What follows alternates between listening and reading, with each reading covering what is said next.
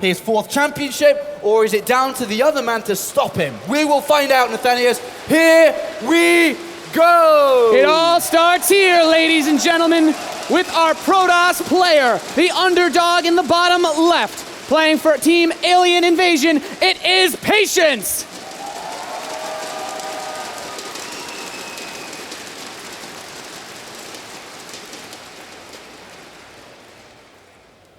And his opponent, the tyrant of this tournament so far, picked to win, doubted by few. From Team Liquid, it is TaeJa!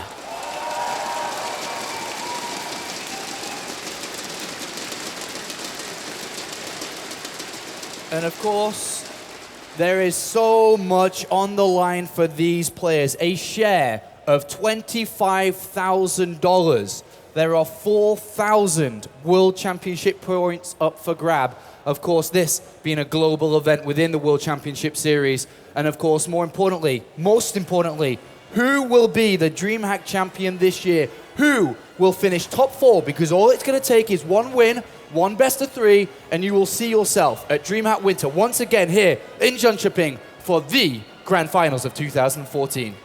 That's right, Patience. He's going to move his first scout out to TaeJa's base. The very foundation of this game being laid with an aggressive opening from TaeJa. He's gone for gas first. He's going to get fast tech, but you said it, Sean. Patience making his real first DreamHack debut, going through the online qualifier to get into DreamHack Winter last year. Now it's time to get further than the last tournament. Can he do it? He'll get the first read of this, and this monstrous player he has to go up against will be bringing the battle to him very early in this game. That's right, and I like this move coming out from TaeJa, going to put the pressure onto Patience immediately. TaeJa's made the first move, very commanding of him to do so. And with the gas first here, he's going to be able to be aggressive as you stated, and it's going to be down to Patience. Is his defense up to scratch? Because if his defense isn't, then it's very simply going to go in favor of TaeJa. If the game doesn't end fast, he will take an advantage. And a world-class player like TaeJa, if he takes an advantage, he will not let go of it. It is so important to stay on equal standings or to try gain your own advantage. Otherwise, you could be kissing this tournament goodbye. That's right. TaeJa is not the player to make mistakes. You either play to his level or you fall. This factory coming in, as you mentioned, we've seen some gas first play in this tournament, but it hasn't been the crazy aggressive style. Patience, certainly he's seen this before. What it comes down to is with this faster expansion, denying damage. TaeJa's going to get the last possible scout on his opponent. It comes to how does Patience prepare against this? All right, well, we'll find out here. We do have a Widow Mine on the way. No dedication further than the factory. It is only the factory. As we can see inside the main base of TaeJa, he's taken SCVs out of the gas and has put them back to mining minerals. Therefore, he can afford to be able to go up towards a command center. So as aggressive as an opening as this looked to begin, it's not as aggressive as it is going to be. We see a couple of Marines, a Widow Mine in play. Patience hasn't been able to gather this information, so in his book, he's still expecting a lot to be coming out from TaeJa's side.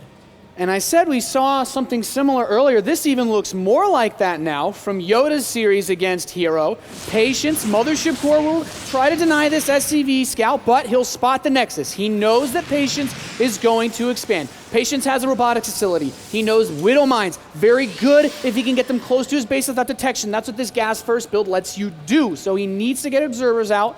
And as you said, he needs to make sure he doesn't take damage, but we can see that TaeJa, he's chosen not to commit to this aggression. He's actually doing exactly what Yoda did against Hero. He's just backed everything up. He has the early defensive Widow Mine, but he's going straight for 2 barracks setup and also an engineering bay, taking no chances as our Terran player. But on the other side of things, Patience is still thinking about aggression. He's rushed 3 Stalkers out. He's chrono boosting into the warp gate research, which will allow him to turn his gateways on and be able to produce units instantly once all 3 gateways are used together. And he has no idea. He's built a pylon on the other side of the map now.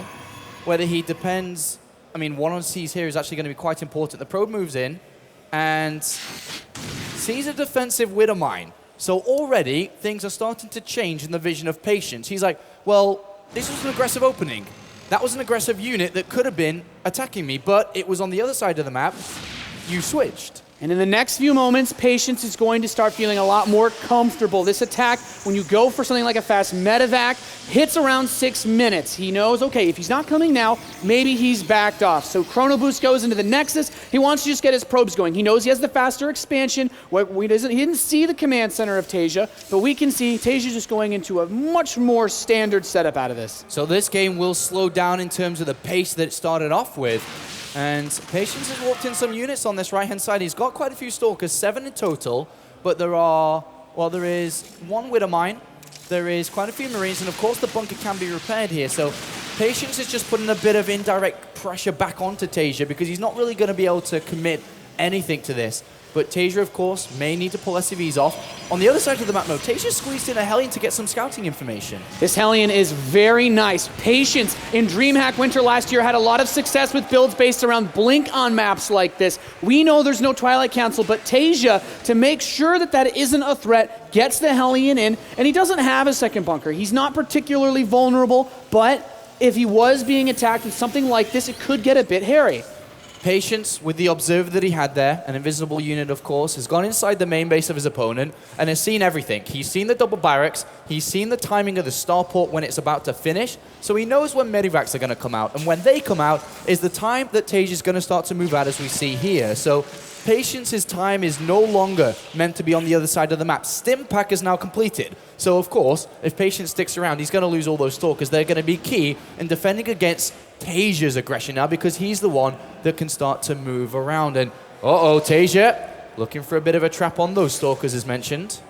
Yeah, behind this, Patience, he's opted for Blink, but also double Forge. So we're going to see some heavy investments into the upgrades of our Protoss player. That can also mean a later third, but when you're playing someone like TaeJa, who can bring heavy amounts of aggression in this mid-game stage, taking a fast third makes you vulnerable. And look at this. As Patience knows that TaeJa's moving out, he warps in 3 Zealots to try to get into the mineral line of his opponent to do damage to his economy. And it was spotted nice and early by TaeJa, who does retreat to a bunker. A good attempt there. But this is the most important part of the game. TaeJa has a large force outside the natural. Widowmine burrowed in case he needs to retreat. That Zealot not going to do much. Force fields, hold a few Marines, but TaeJa just runs in. He's trying to focus down these gas-intensive units. Stalkers dying left and right. Very expensive units. Medevac picked off.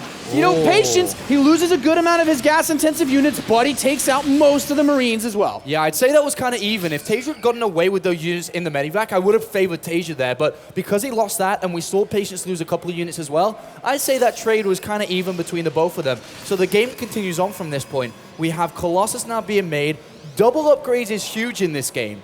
We're seeing, or we will see, a very defensive setup from Patience. He needs to really play around his upgrades. So until these upgrades complete, 1-1 of course, and then looking at 2-2, that's when he's going to be strongest. But until that point, he needs to really hone down on his defense. He cannot let TaeJa find holes of weakness to slow him down, whether it be his upgrades, his economy, or simply his unit production. That's right. Even though he has the double forge going, TaeJa started his first upgrade so much faster that he has a slight edge here, and he's managed to hold very well in the worker count, dead even, so he's mining a bit more. Patience has to be careful. He's stepping a bit far forward, needs to get up that ramp and bring out the forge field. He's going to try to fight this army, gets off 2 Marauders. He's playing with fire, but he's trading well so far. This third Nexus, though, he's not going to be able to put it down. Yeah, and this is okay for TaeJa to be able to slow that down. Obviously, it looked like Patience was about to try to take that third Nexus, but the game again slows down a little bit again.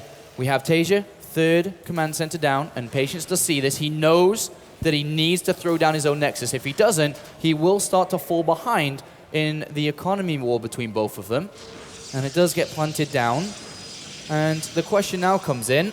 As Patience spreads himself thinner, obviously being on 3 bases, he's stretched out further because he needs to defend his main, second base, and third.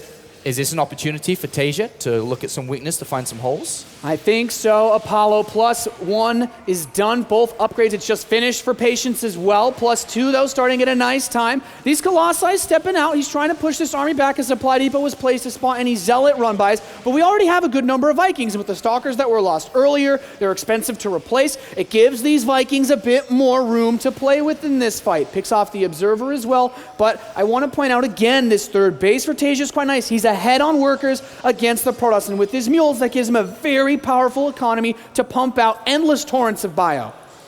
Well, the next part of this game is TaeJa looking to complete his 2 upgrades and also looking to further his tech a bit deeper into this game. Oh, that could have been very dangerous. If that mothership core had gone down, then he could have lost a lot. But TaeJa moves forward here. Oh, probes transferring to the third base. TaeJa gets his Marines right on top of them. Might even...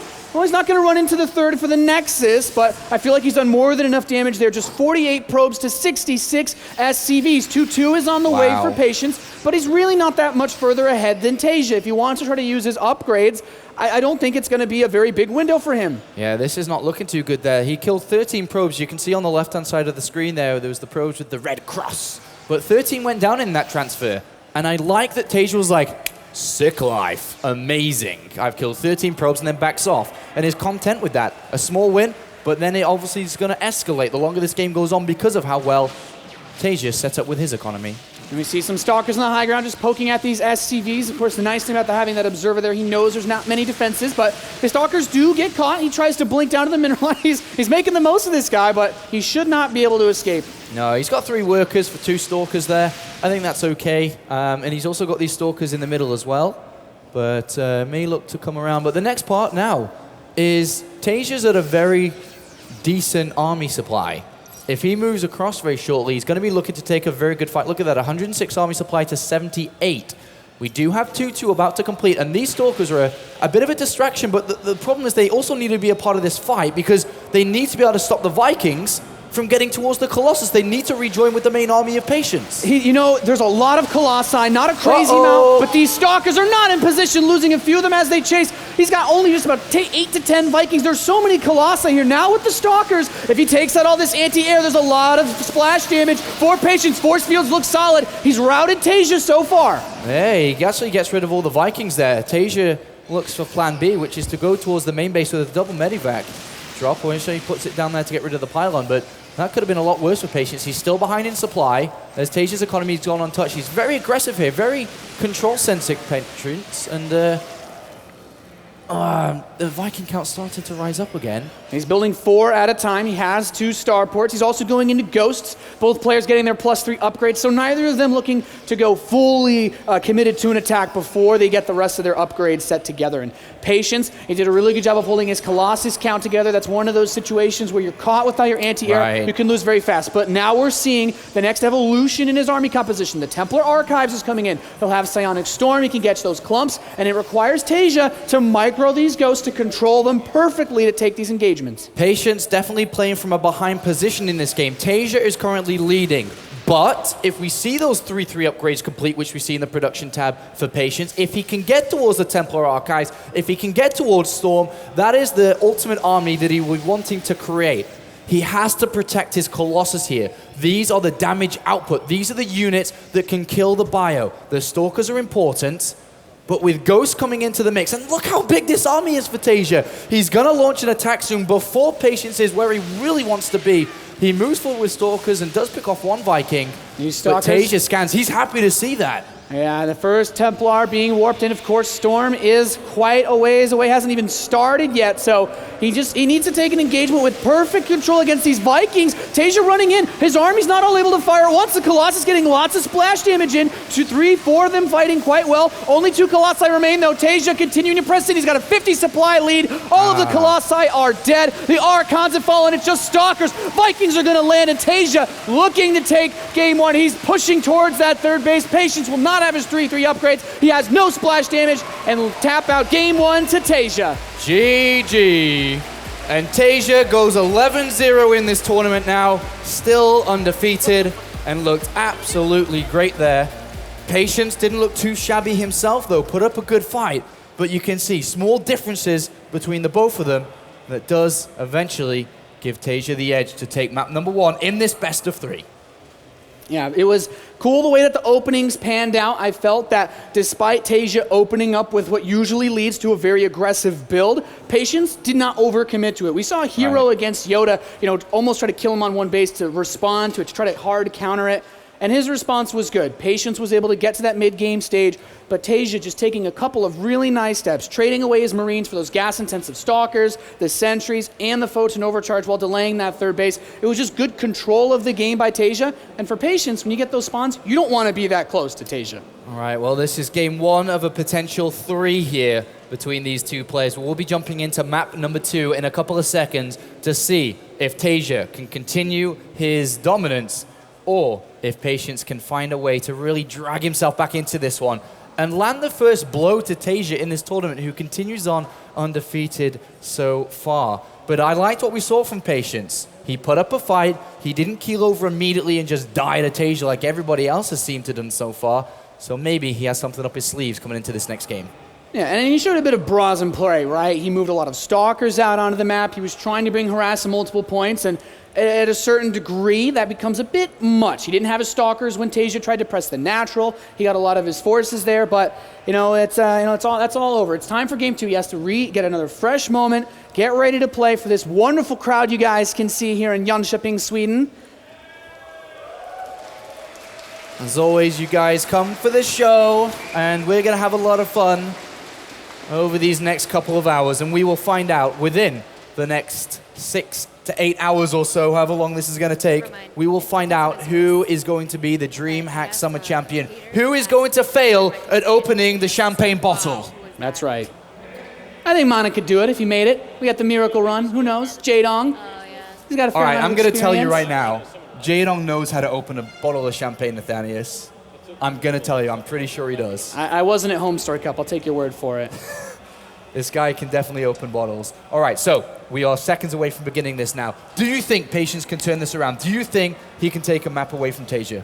He's got a big map to play on, Alterzim Stronghold. If you want to put distance between yourself and the Terran, this is a solid map to do it.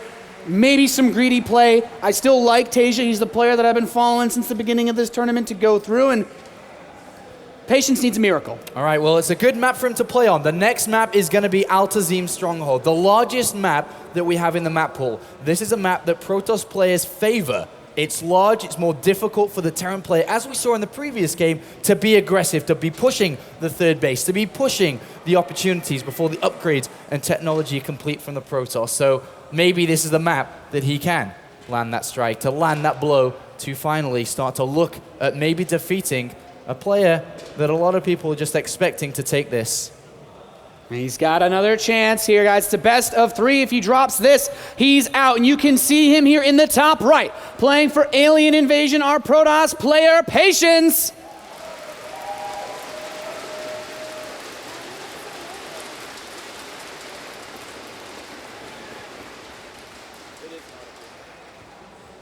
And his opponent, the Titan, our blue Terran player from Team Liquid, it is TaeJa.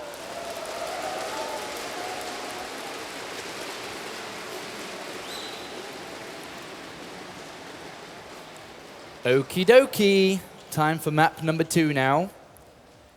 And traditionally, because of the map size here, we do see very economic focus builds. Nexus first, Command Center first, are 2 quite common openings here. And we'll see if anybody kind of goes against the grind, because maybe if they do, they could be looking at an opportunity to be aggressive. But on a map this size, on a 4-player map, not knowing exactly where your opponent can spawn, and if you don't really know, on a map this big, you have TaeJa down in the bottom right, as you said, but you could have Patience bottom left. You could have him top left, but he's actually up to the top right here. Neither player knows exactly where they've spawned. But look at this. We do have gateway opening from Patience and a barracks opening, so nobody's taken that economic route. And I think in a series like this, for either player, taking any risks is not something that you want to do. We saw TaeJa in a series yesterday against Shaq, a player that he was heavily favored against, that he did defeat, but even on this very large map, wanted to have the scouting potential that a Reaper would give him. He was able to find proxy Stargates, and on this map, when Patience needs to bust out something a little bit unorthodox in order to be able to take a game against a player of TaeJa's caliber, he wants to know what's going on. He wants to be able to see what's coming his way. And I think on a map of this size, obviously we can see now that this probe has gone to the top left position. It's not going to find TaeJa for quite some time. Well, TaeJa's SCV will go straight to Patience's base. Yeah, this is a good start for TaeJa just to get a hands-on approach to start to build a plan against what Patience already has down. And as we can see within Patience's base, he's on a single gas here. He's opening up with pretty much the same build as previous on the first map, which will be looking at a one gateway expansion. The Nexus will come down soon with not taking the second gas here. Of course, that's where his minerals will start to be building up towards. And on the other side of the map, we have just the regular opening from TaeJa again, just Reaper into the expansion. And TaeJa with that SCV sees that the intent is towards that Nexus fast. Yeah, SCV is going to move over to the left side of the main base. Basically just wants to be able to see and confirm that the Nexus is here, know for a fact. And he goes there, he sees the probe coming back, and I guess TaeJa's going to assume, but the Reaper will still be able to run in and check either way. The Mothership Core is about to pop out, so getting the SCV out, very important. That can also help with scouting around. And tries to get some probe damage in, gets one quite low, and is he going to take a kill? Does take a kill, and Reaper barely escaping with just 4 hit points. Yeah, nice little move there by TaeJa. Usually this Reaper, as you said, is only there for scouting issues. It actually did scout, but he got a probe kill too, so that's like an added bonus, a small little advantage that TaeJa will take into the next part of this game. His follow-up is an interesting one, though, which has been spotted immediately here by Patience. It's a factory. Instead of what we saw in the previous game, which he did use the factory, but nothing too intensive from it. He then went on to barracks and mostly focusing on his barracks production. But with a factory coming in here, what is he really looking at doing, you think? And what do you think also on top of that, Patience is thinking?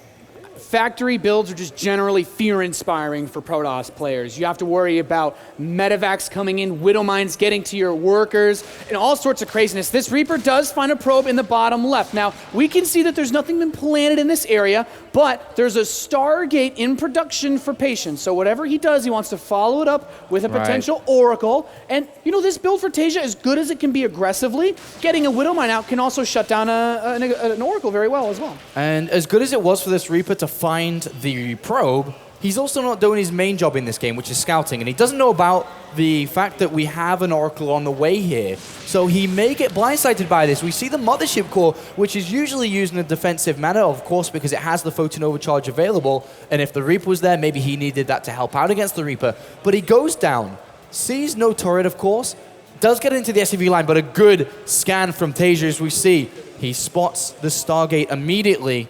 And now he can start to set up for a defense against the Oracle, whether he uses the Widow Mines here or just the Marines. And he's got that Widow Mine out. He's had the reactor on that barracks for a little while as well, so he has everything in place to defend against this. And if that Oracle goes just a little bit too close, we all know how quickly Widow Mines make short work of those. All right, well, there is a Widow Mine hidden on the natural of TaeJa within the mineral line here, so we're going to have to see if Patience can do damage. If he does damage here, there's another one hidden by the barracks. If this Oracle does damage, he's going to fly over the Widow Mine. I think he doesn't spot it. And great positioning on that Widow Mine. Yeah, our wonderful observer showing us that Widow Mine, if you put it just the right spot, it's not easy to see. Man. An aggressive opening from Patience, was looking to get some SCV kills. He dedicated to a Stargate and an Oracle, which did absolutely nothing. TaeJa now. Great position for the Widow Mine, and he can move forward with these Marines and could get some damage done himself when it was Patience who was the one looking for it. Yeah, this is a good amount of potential to do a little bit of damage. As you said, there's a lot of space to move around in the main here, so even a photon overcharge, still has room for TaeJa to dance around and try to poke at a pylon or something. The robotics facility's done, observers on the way, so he is worried about the potential for that Widow Mine, but he can jump over to the natural, even just this one pylon. He's going to get something from this. And, well, he is going to get this pylon by the looks of it, and then we'll be wanting a boost out. So just something, and then if you add the Oracle dying early, the pylon being picked off, the photon overcharge being used, without really losing too much here, it's a very, very good start for the Team Liquid player. And then you combine his good start with his build, which is a fast third command center here, with late production, late upgrades coming in. His economy is going to flourish coming into the next couple of minutes. He's adding on a bunch of extra barracks now. And Patience, who played game one defensively, who has been put behind early in this game, is going to fall further behind because of the way that TaeJa followed this up with his build. If Patience doesn't do something drastic in this game, doesn't take his third soon, doesn't be aggressive soon, this game is going to scale further and further in TaeJa's favor. And I did think that Patience got the scout of the command center, the third one, so he should know what he's up against. And there's a very important thing you mentioned earlier, Apollo. You open Stargate, you don't deal damage, but aside from all that, it delays when building his robotics facility, Right. delays the Forge, the upgrades, the Colossus, everything pushed back a minute or two. And now as TaeJa finishes up his stim, moves across the map, the first Colossus is only just now on its way. He doesn't have range, and there's a lot of space by this third for the bio to split around and prevent that single Colossus from defending effectively. TaeJa is so confident and comfortable in his position. I can tell you that right away now. He's scouting around the map to see if there's a hidden nexus anywhere with a single Marine. He's saying, if the game is where I think it is and what we're describing, I'm going to crush you, son. The only way that you could really get back into this is if you hide something, if you do something like a hidden nexus to give you a boost of economy. He doesn't spot that. TaeJa's feeling great. That's right. Probe's already coming in to help mine from this third Nexus. More medevacs coming to join. First, Vikings in production as well for TaeJa's +1 attack is about to finish. And this push, he has a couple of sentries. He can block off some of the space, but one Marine walks forward, and he doesn't really see a lot. The Stalkers still kept off to the side. He's worried about the potential of a big drop. There's still 4 medevacs. He doesn't have to engage this third base, and Patience needs to be ready for anything. Well, he has observers kind of in position around, so he's going to spot the unit movement here of TaeJa. He would spot the pickup if they were to be loaded, but there's quite a few units here. There's only a single Colossus. He's going to sprint for it. He's going to go for it, but he does back off. Photon overcharges there. Sentries to force field to protect it. And a ballsy move from TaeJa. And a stim, which was a lot of damage done to his own units, but we'll get healed up. Oh, the Stalkers jump in on that force on the right side, peeling off a few of these units. Still has the Colossus alive. Not too shabby. Patience is trying to just shove this Terran force away, and his observer placement, his pylons on the sides of the map, giving him enough vision that he doesn't have to worry too much about, as I said, that medevac threat, the drop pressure. Patience knows the only way that TaeJa can attack at the moment is the front, but TaeJa still has a lot of aggressive potential even if the observer sees him coming. So the thing is, as good as Patience has locked down his defense so far, he's making a tech switch early, which I really, really love. Templar Archives is a really important switch in this game, considering that TaeJa has 2 starports with double reactors. He can build 4 Vikings at a time. If that Templar Archives was late into this game, he would be obviously quite far away from Storm, a crucial upgrade in this game, because the Viking count is rising so much faster than the Colossus. And if this works out in Patience's favor, there's going to be a lot of dead weight in the air with Immortals and Templar switch already in play. This could work well for him. Yeah, and look at this. TaeJa's had medevacs on the side. He wants to pull this army around. If Patience brings everything to defend these drops, suddenly that third base becomes a big target. TaeJa doesn't want to be spotted, though. He'll pick off that pylon. He's not going to, go so boldly that he has a chance to throw this game. We even see he stimmed earlier just to kill an observer. He really wants to get every edge possible, and he is very good at seeing those observers. He's killed 3 so far. TaeJa, look at the units he's lost. It's been a 50-minute game, and he's only lost 4 Marines, a Marauder, and a Reaper. He's built up a very strong army. He's at 170 plus supply, very fast. There's 3 Widowmines borrowed here, which is going to be hard for Patience to engage into. And TaeJa's going to take a fight, and he's looking quite comfortable in this position. He's got a lot of forces here. Those Templars step forward. There's no storm, so have to forfeit do an arc on the Vikings. Him up. TaeJa just wants to take this fight. Force fields are going to lock him into it, but the Colossi both taken down. There's no air effect damage. The Immortal is doing everything it can to hold this back, but he can't push into this because TaeJa still has a couple of Widow Mines to anchor his forward position. Uh-oh, TaeJa's coming for a kill now. He's played this game almost flawlessly, I think one would say. Patience has been thrown behind a little bit with the Oracle, been thrown behind a little bit with the way that TaeJa's played this out. In a second, he is going to pounce. Storm is not far away, but the High Templar don't have energy. There is a Widowmine that didn't do too much there. Good blink away. Just trying to bait those shots. Here come the Zealots. Still a few more Widow Mines, getting a lot of splash damage. No more shields. A little bit of damage. And Storm is done, though. He does have a couple Templar on the right side, but these Ghosts only takes a couple Snipes or EMPs to end this game, Sean. He scans, he sees, he knows what to do. He's got to land these EMPs. The High Templar must stay away. They almost have enough energy that the Ghosts are coming around the right-hand side. They're going to go for the High Templar, and he gets a massive EMP. 3 of the High Templar are down, and now is TaeJa's time to strike. Yeah, he scanned ahead. He saw there wasn't much. The only storm he has just thrown, and this army can just go back and forth against this Zealot force. It's not that scary. He's even landed the Vikings. He's got a lot of meat in this force, and TaeJa going to the left side. Those Widow Mines are off cooldown. He's just switching which position he fights from. Another Colossus is out, but TaeJa, he's constantly scanning. He knows he's ahead enough that as long as he keeps vision of this army, he shouldn't get caught off guard. And behind this, he's building so much more. He's got his fourth base down. He's got a lot of barracks coming in. TaeJa goes in for another fight here. The EMPs land on absolutely everything. TaeJa just kiting away, letting those Widow Mines do their dirty work. Stalker's trying to grab the medevacs, but TaeJa's still holding strong in supply. You know, Patience, he's hanging in there. He's held on to this third base so far. He's slowly approaching that maxed out army supply, but 13 Ghosts, 6 Vikings against just a single Colossus. Now second one, he's just gonna go for the fight. Solid Storm to initiate this battle, but the Colossus is down. Zealot's retreating. Another Colossus shows up. There's not too many Vikings, but there's just so much bio, Paulo. There's so much bio here, and this Protoss army is cornered, Nathanius. He's moving in. This army is surrounded. TaeJa wants to move on. GG 2-0 for our Liquid Terran player. And TaeJa